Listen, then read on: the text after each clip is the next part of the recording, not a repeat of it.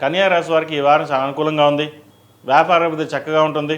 వచ్చిన ధనాన్ని సద్వినియోగపరచుకోగలుగుతారు. ఉద్యోగంలో కూడా పేరు ప్రఖ్యాతలు లభిస్తాయి. అయితే మనం ఒక 4 అడుగులు ముందుకు వేస్తే 10 అడుగులు ఆగేవారు ఉంటారు. మనసు పరిపరిలుగా గోచరిస్తుంది. వివాహం చేసుకోవాలనుకుంటారు.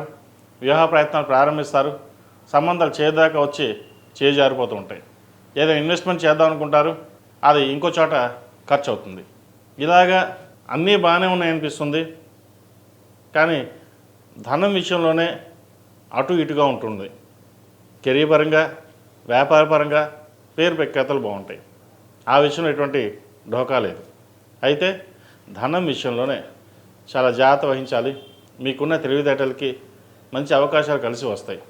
అదేవిధంగా ఎన్నడూ ఊహించే విధంగా డబ్బు చేతికి అందడం, అది వ్యాపారపరంగా కావచ్చు, ఉద్యోగపరంగా కావచ్చు, లేదా మీకు రావాల్సిన ధనం తిరిగి రావడం కావచ్చు, ఇటువంటి విషయాల్లో ధనం చేతికి వస్తుంది.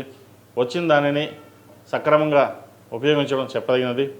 ఏదైనా ఉద్యోగం మారాలి అనుకుంటే కొంతకాలం ఆగి ఉండడం చెప్పదగినది.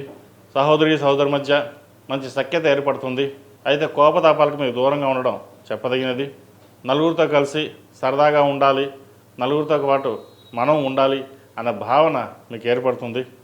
రాశ్యాధిపతి దశమాధిపతి అయిన బుధుడు జన్మరాశిలో ఉచ్చస్థితిలో ఉన్నారు.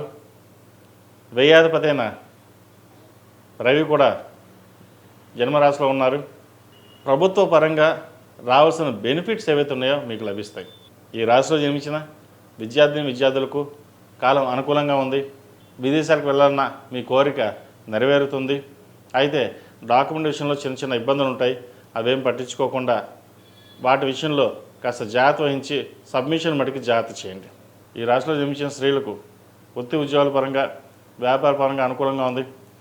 జీవిత భాగస్వామితోటి విభేదాలు రాకుండా చూసుకోవాలి. ఉద్యోగంలో కొన్ని మార్పులు చోటు చేసుకుంటాయి. ఉద్యోగం మారవలసిన పరిస్థితి కూడా గోచరిస్తోంది. ఏ తప్పు చేయని కూడా నిందపడవలసిన పరిస్థితి గోచరిస్తోంది. దైవ దర్శనాలు ఎక్కువగా చేసుకోవడం, అమ్మవారి అనుగ్రహం కోసం ప్రతినిత్యం లలితా సహస్రనామం పారాయణ చేయడం లేదా వినడం చేయండి. ఆరవలి కుంకుమతోటి, కుబేర కుంకుమతోటి అమ్మవారికి అష్టోత్తరం పూజతో ప్రతిరోజు ఇంట్లో చేయండి. తద్వారా మంచి ఫలితాలు ఉంటాయి. అదేవిధంగా సుబ్రహ్మణ్య స్వామి వారికి అభిషేకం చేయడం చెప్పదగినది.